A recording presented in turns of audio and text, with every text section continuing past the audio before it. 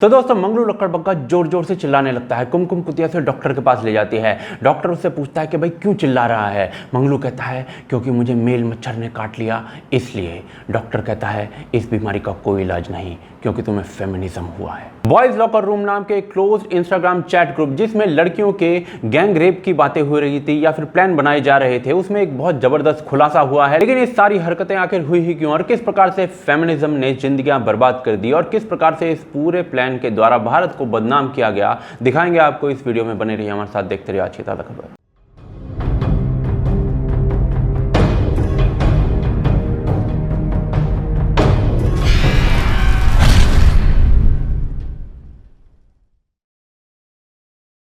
तो दोस्तों 4 मई को दिल्ली के साइबर सेल के डीसीपी बयान देते हैं कि दिल्ली पुलिस ने इंस्टाग्राम पर बॉयज लॉकर रूम नामक चैट ग्रुप पर हुई अश्लील चैट्स की जांच शुरू कर दी है on the basis of social media reports. ऐसा क्या बोया गया था इन सोशल मीडिया रिपोर्ट्स में, चलिए देखते हैं। तो दोस्तों सोशल मीडिया के ऊपर कुछ स्क्रीनशॉट्स वायरल हो रहे थे और क्लेम ये किया जा रहा था कि ये सारे स्क्रीनशॉट जो हैं वो इंस्टाग्राम के क्लोज चैट ग्रुप के हैं जिसका नाम है बॉयज लॉकर रूम। क्या था इन स्क्रीनशॉट्स में? तो भाई एक जगह एक लड़का दूसरे लड़के को एक लड़की को रेप करने के प्लान के बारे में कह रहा होता है। लड़की उसके स्कूल की ही प्रतीत होती है। आगे की चैट में ये सिद्धार्थ नाम का बंदा कहता है कि मैं कुछ और लड़कों को भी ले आऊंगा और हम गैंग रेप भी कर सकते हैं। इसके अलावा और भी कई स्क्रीनशॉट्स वायरल हो रहे होते हैं इस ग्रुप के, जिसके अंदर लड़कियों के प्राइवेट पार्ट्स का डिस्कशन हो रहा होता है, जिसके अंदर लड़कियों की फोटोज शेयर की जा रही होती है, मॉर्फ फोटोज बनाई जा रही होती हैं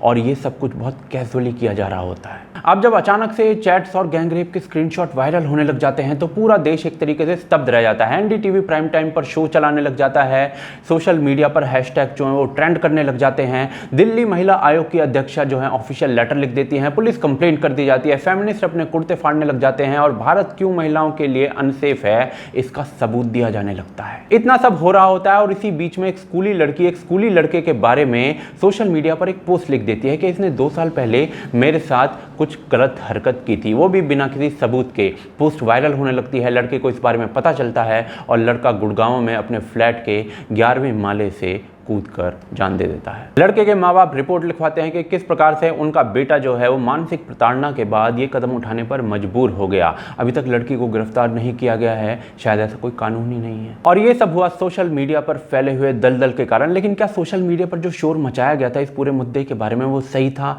जी हाँ, बिल्कुल सही था, क्योंकि रेप जैसी चीज को एक तरीके से ग्लोरीफाई किया जा रहा था और कोई भी सभ्य समाज इसे बर्दाश्त नहीं कर सकता। लेकिन क्या जो शोर है वो सही कॉज के लिए मचाया गया था? तो भाई 10 मई को ना इस पूरी घटना का सच सामने आ गया है पुलिस की जांच के बाद। क्या है पूरा सच? तो भाई पुलिस की जांच में ना सच ये निकल कर आया है कि जो रेप वाली चैट मैंने आपको दिखाई है वो इस इंस्टाग्राम के बॉयज लॉकर रूम की है ही नहीं, वो है स्नैपचैट की कॉन्वर्सेशन 2 लोगों के बीच में। कौन थे वो 2 लोग? तो एक लड़की थी जिसने सिद्धार्थ नाम से फेक आईडी बनाई लड़के की और इस आईडी का यूज करके खुद को ही रेप करने की प्लानिंग करने लगी दूसरे लड़के के साथ। क्यों किया इस लड़की ने ऐसा? तो भाई ये लड़की इस लड़के का कैरेक्टर चेक करना चाहती थी। अगर लड़का कह देता हाँ सही है रेप करते हैं तो शायद कुछ और जजमेंट निकालती। लेकिन लड़के ने इस रेप के ऑफर के बाद क्या किया? लड़के ने साफ साफ मना कर दिया। किस भाषा में मना किया वो आप साफ साफ पढ़ सकते हैं स्क्रीनशॉट के अंदर।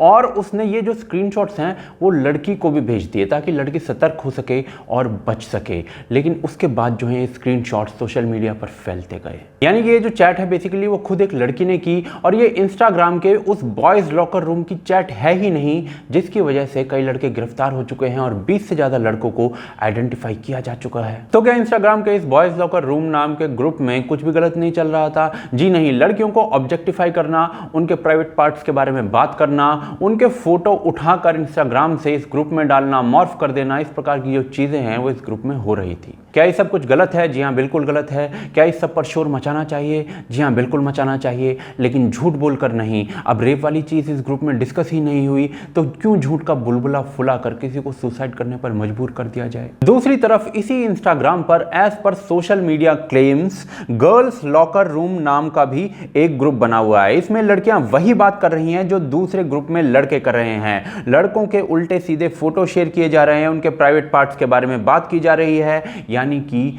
मेल ऑब्जेक्टिफिकेशन किया जा रहा है। ये लड़कियों वाला ग्रुप कब बना, किस समय बना, कैसे बना, इस सबकी पुलिस जांच होनी चाहिए, लेकिन इस लड़कियों वाले ग्रुप पर किसी ने पुलिस केस किया ही नहीं। दूसरी तरफ कोई फेमिनिस्ट भी नहीं चिल्लाई, लेकिन लड़कों वाला जो ग्रुप था उसमें से एक एक लड़की की फोटो को निकाल कर वायरल कर दिया गया।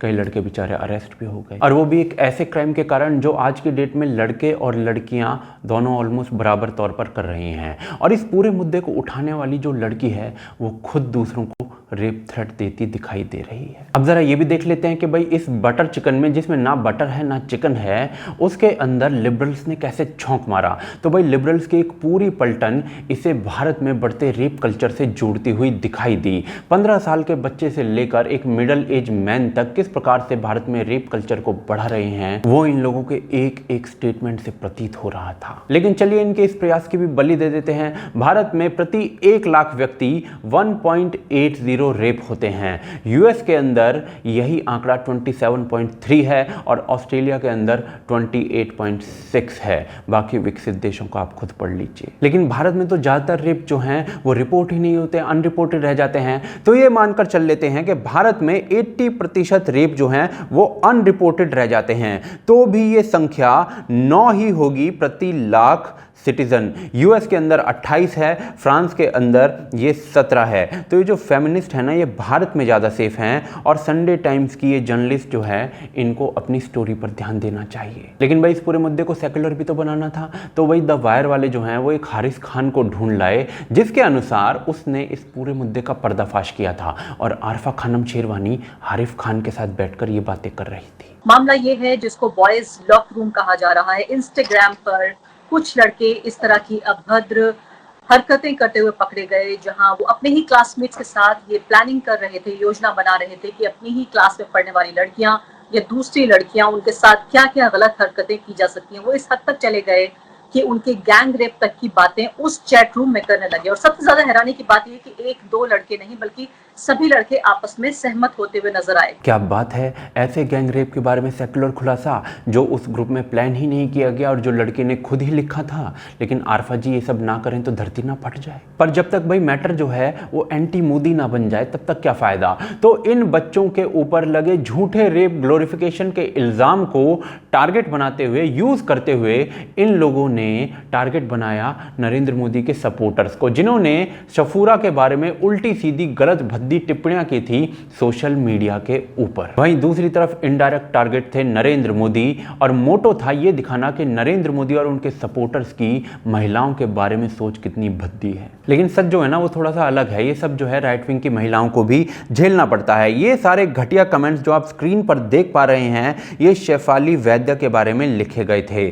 तो सच ये है कि महिला किसी भी आइडियोलॉजी की हो उसको गाली दी जा रही है, और अभद्र भाषा का प्रयोग जो है वो पुरुषों के लिए भी किया जा रहा है, वो भी महिलाओं के द्वारा। क्या ये सब कुछ गलत है? जी हाँ, बिल्कुल गलत है। महिला किसी भी सोच की हो, किसी भी आइडियोलॉजी की हो, उसको अब्यूज आप नहीं कर सकते, इनफैक्ट किसी को भी नहीं कर सकते। लेकिन जो इंस्टाग्राम के ऊपर गर्ल्स लॉकर रूम या बॉयज लॉकर रूम में जिस प्रकार के डिस्कशंस चल रहे हैं वो क्या भारत में रेप कल्चर के जन्म लेने का कारण है? जी नहीं। जो ये इंस्टाग्राम पर डिस्कशंस चल रहे हैं उसका एक बहुत बड़ा कारण है यूथ के अंदर ओपन सेक्स कल्चर का जन्म लेना, जिसके ऊपर डिबेट हो सकती है कि वो सही है या नहीं, जिसके ऊपर हम कोशिश करेंगे एक लाइव डिस्कशन करने का। अब सवाल आता है कि भाई लड़कियों के कॉज के लिए ही हमेशा आवाज क्यों उठाई जाती है? तो उसका एक बहुत बड़ा कारण यह है कि लड़कियों के साथ सचमुच में रेप भी होते हैं और स्लट शेमिंग भी, तो उनके लिए आवाज उठाई भी जानी चाहिए। लेकिन आज की डेट में जो लड़के हैं वो भी विक्टिम हो रहे हैं और बहुत बड़े नंबर्स में हो रहे हैं।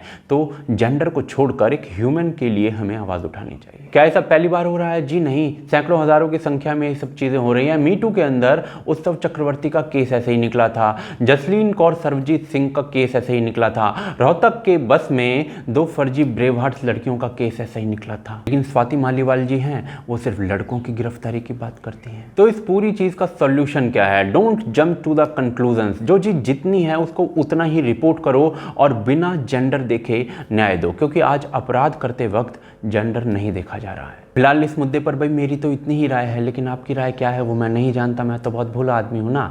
तो आप मुझे बताइए कि आपकी राय क्या है, कमेंट करिए बहुतायत में इस पूरे मुद्दे के बारे में आप क्या सोचते हैं। मैं आपके कमेंट्स पढ़ूंगा और जवाब भी दूंगा। साथ ही साथ आप हमें सपोर्ट कर सकते हैं patreon.com पर, जिसका एड्रेस आप स्क्रीन पर देख सकते हैं। आई बटन या डिस्क्रिप्शन के अंदर भी मैं उसका लिंक पेस्ट कर रहा हूँ।